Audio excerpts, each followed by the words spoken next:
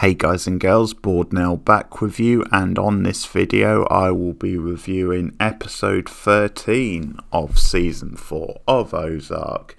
The episode is called Mud, full spoilers from the start of this review. So on the penultimate episode of the show now altogether, and what a great episode it is. It continues the momentum leading into the finale, and I can't really fault anything in this episode. It's just so well plotted, so engrossing, so exciting, with lots of tension, as you normally get in this show. So it's just sort of the perfect episode to really set the table for the finale, and a great final scene, a great opening scene, and lots of really good stuff happening in between as well. So I'll just say also then, one of the things then has sustained Ozark, I think, over 4 seasons is how unpredictable it can be and how it goes places and does like really different things with the characters, which to me a lot of like good TV serialized dramas does, because you do go on a journey with the characters, or at least you do in the best one. And I tell you what, because I'll start with talking about Wendy in the episode, because if you told me there'd be like an episode and it's going to be like the penultimate one and it would have a storyline where Wendy eventually checks herself into like a mental institution with one episode of the show to go, I would have called you crazy. And just then the whole drama and dilemma surrounding that, and it's really clever as well the way it sort of bookends the episode, because the first scene is like literally her trying to like get booked into one of these places, and then obviously like they want her to fill out forms, and Wendy's really impatient. She's just like desperate to get in one, so she starts trying to pay them off to just get her in, and they're not biting with that. And what I like about that is it is a rare time where Wendy's money can't buy her everything. It can't buy her way into this place. And there's another example of her money not quite getting the job done later in the episode. So there is sort of a theme a little bit, but yeah, it's such a different way to like follow on from what happened in the last episode at the end with her father, where you could tell Wendy was, I mean, clearly a very disturbed character at times anyway, but you could tell that she was becoming more and more emotionally depressed and disturbed, and that.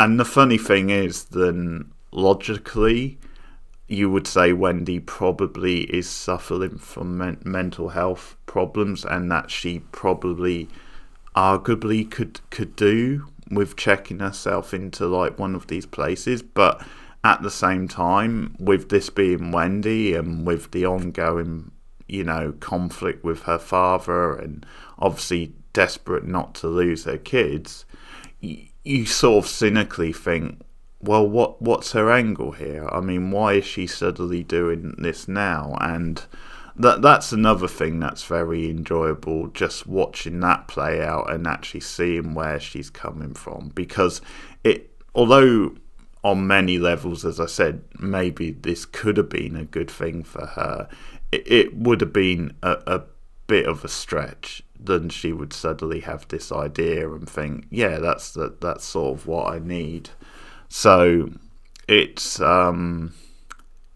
it's good watching that play out, and the mystery of it, of, well, I know she's got an angle because she's that sort of character, but what exactly is her angle? And another nice little touch is this institute she's trying to get into is the same as her brother Ben was booked into earlier, and that's just like this nice little touch, and it's actually, although she's like doing this for quite cynical reasons, it's actually significant that she chose that one. So if there is like a tender human side to it, it is that, and that actually leads places later on with some of the drama. But once again, Laura Linney's like performance is so great, and she gets some good like moments of comedy out of it, like the interactions with the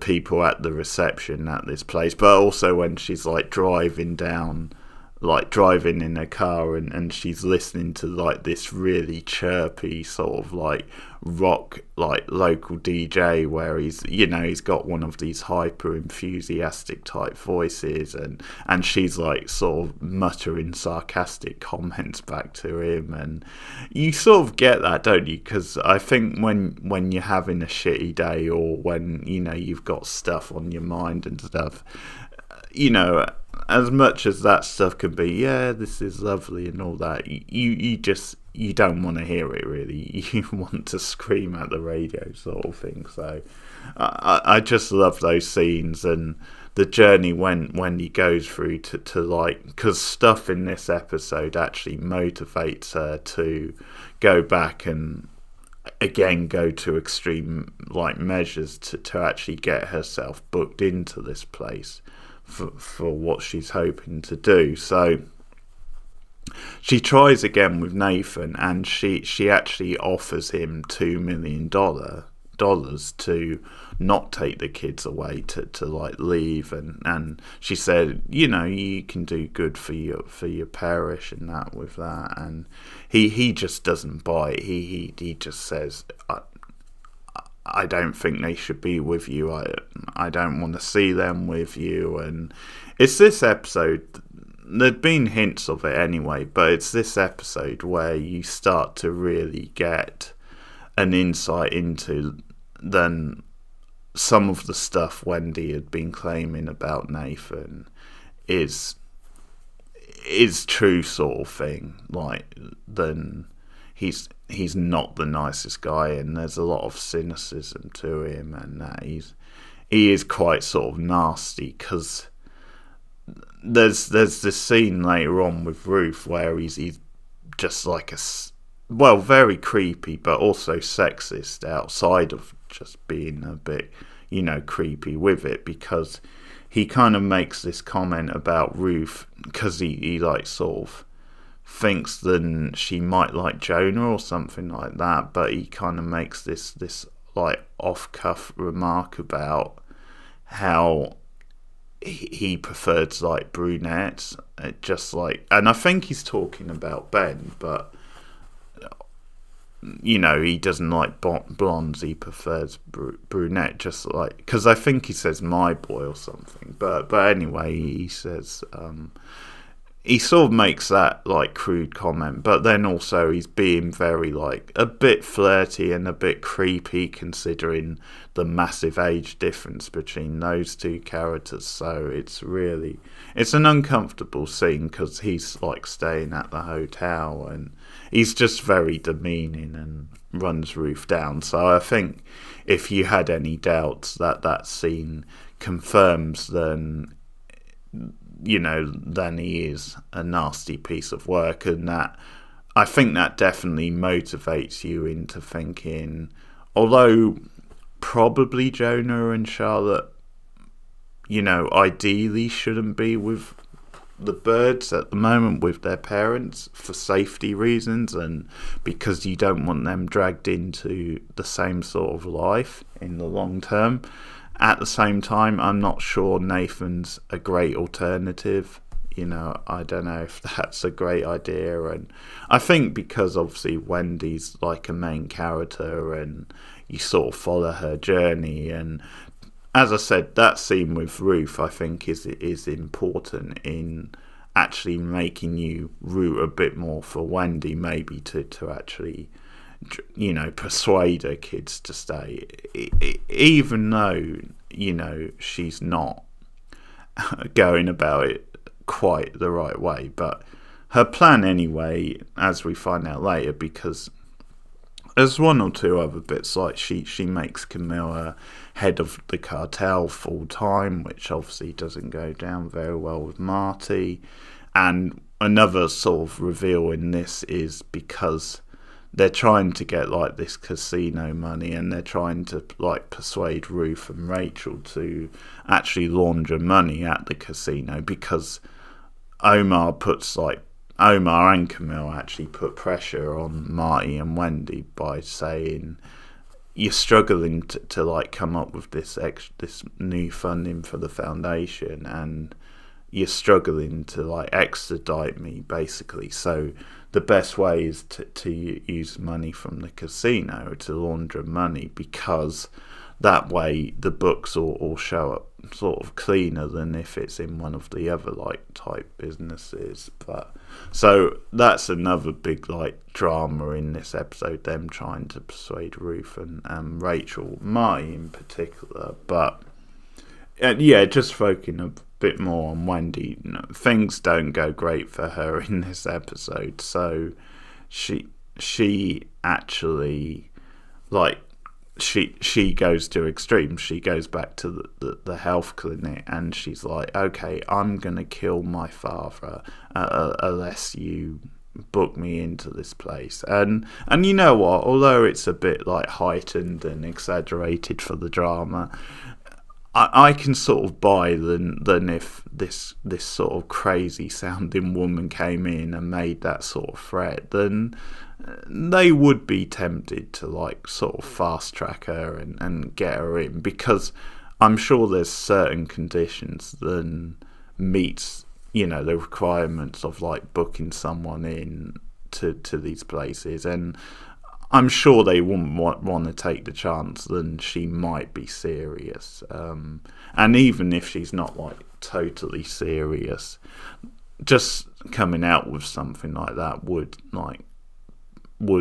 sort of give you a red flag. So, but I actually like that in the episode opens and she tries to get in and she can't, and then she has to go on this journey throughout the episode, and she's actually gets in, and it's later on when she's talking to Marty, then we find out that this is part of a plan, and it's because she mentions to Marty, you know, did you tell Jonah and Charlotte, and logically, you know, a bit more grounded, Marty says, well, no, because I didn't want to freak them out. So, but this is part of the plan sort of thing. Then if they hear about this, the kids, then Wendy hopes then it will encourage them to come and visit her, and they're less likely to leave because they'll be worried about her. So yeah, really, although you sympathise with Wendy in not wanting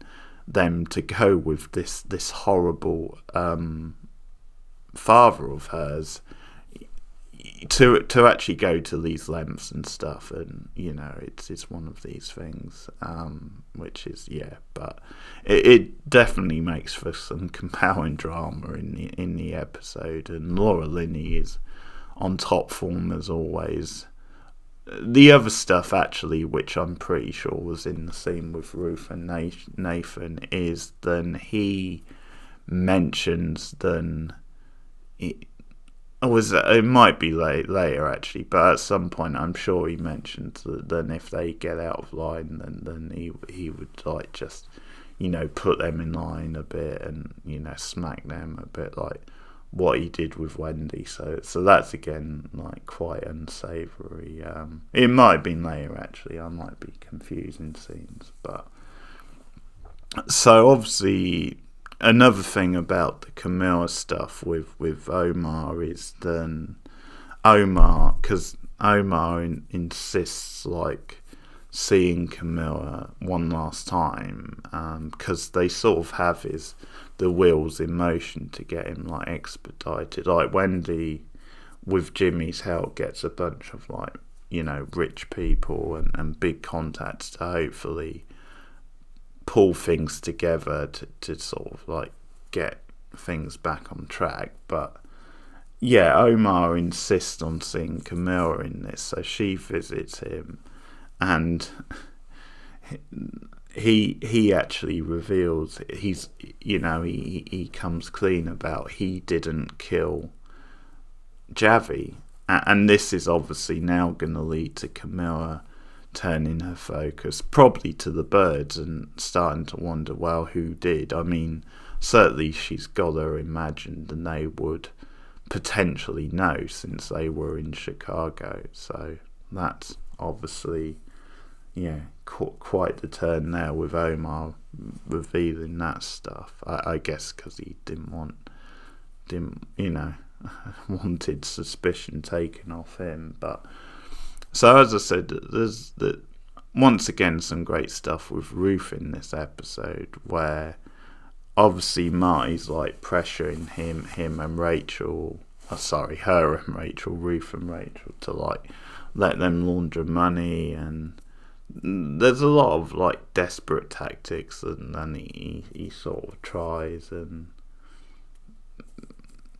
like, because he starts like emphasizing the importance of, that they could really kill you, and Ruth just doesn't have it. She just is stubborn and stands firm, which obviously sounds a lot like her, but I do like her reasoning at one point where, because he tries to says, you're working for the cartel basically, so if they're not happy, that they could come after you and kill you or us, and Ruth is like, I'm sure if they wanted to kill you, Marty, they would have done it by now. And she also says, but you know what, I mean, if they do get pissed off, then chances are they're going to take it out on you. So and she's like, sorry about this, or so I do love how confident she is that nothing really would come down on them in particular.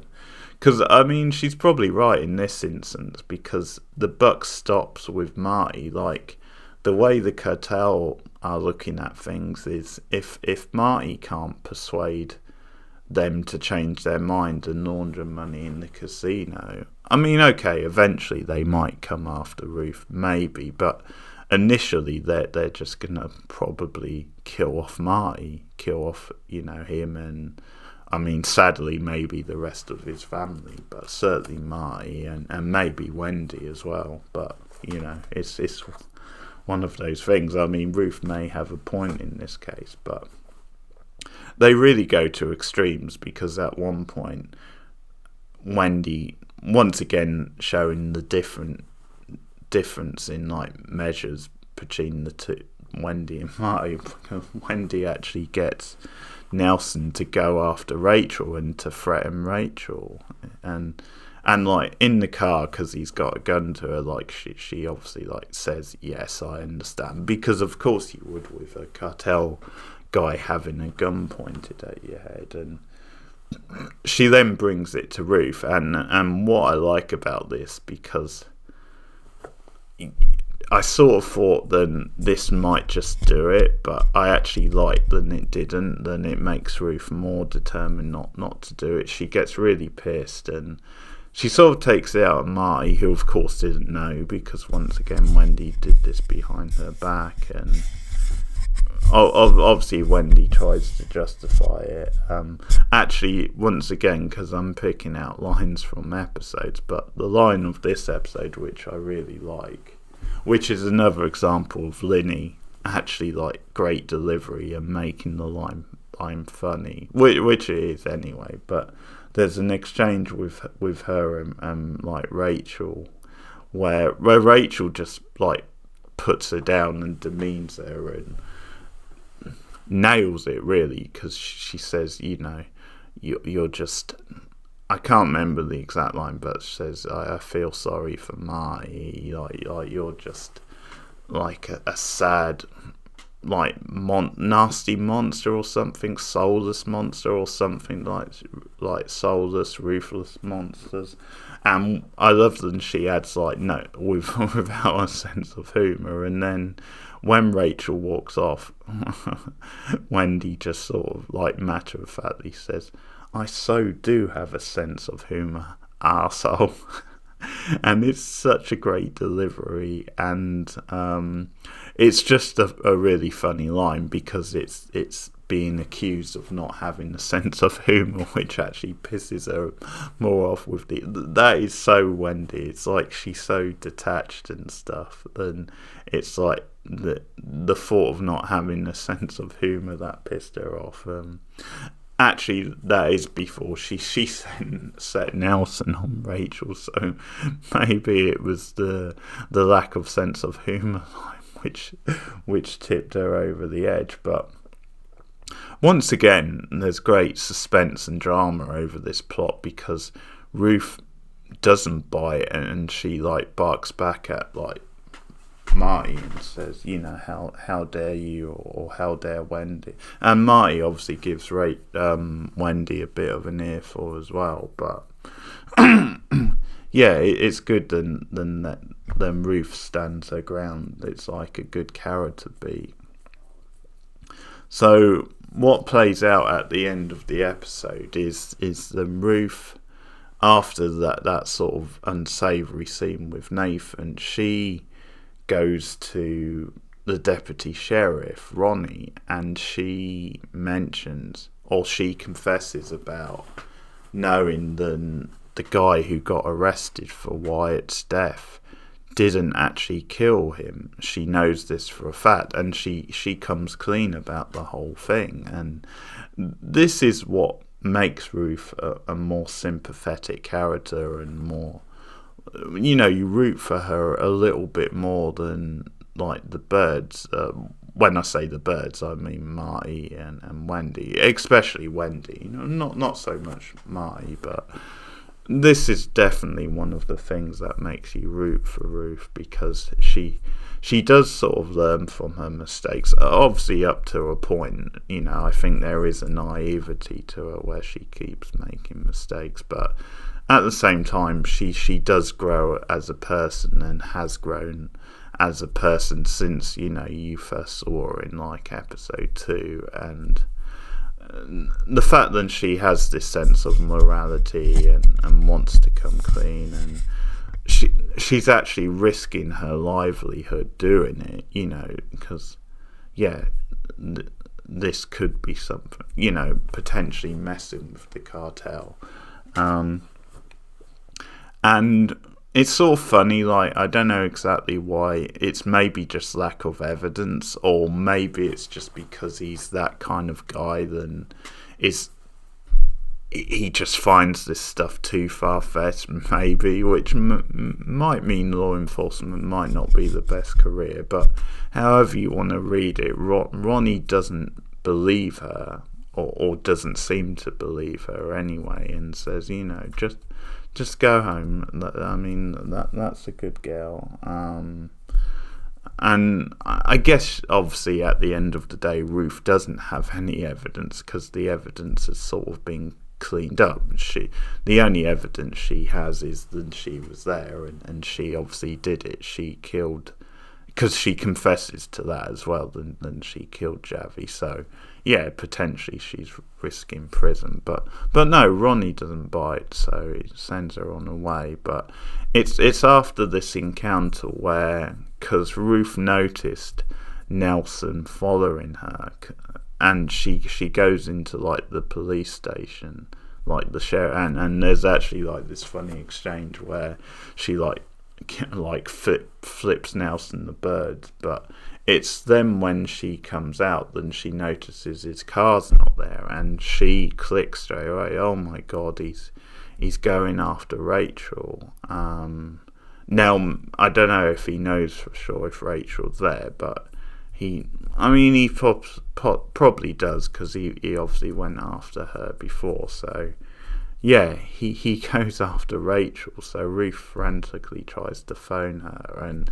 there's a lot of good stuff with Ruth and Rachel in this episode. Again, I just love their combination and their chemistry, because they're, hanging out, watching movies and drinking beer, that sort of stuff. But yeah, Rachel's watching some stuff on TV, I didn't quite get what it was, because she'd originally invited Ruth, and I think Ruth said, I've got some stuff to do, no thanks. But so she's watching this stuff on TV, and Ruth has to try ringing a few times before she sort of gets through to her, and that's when she warns her.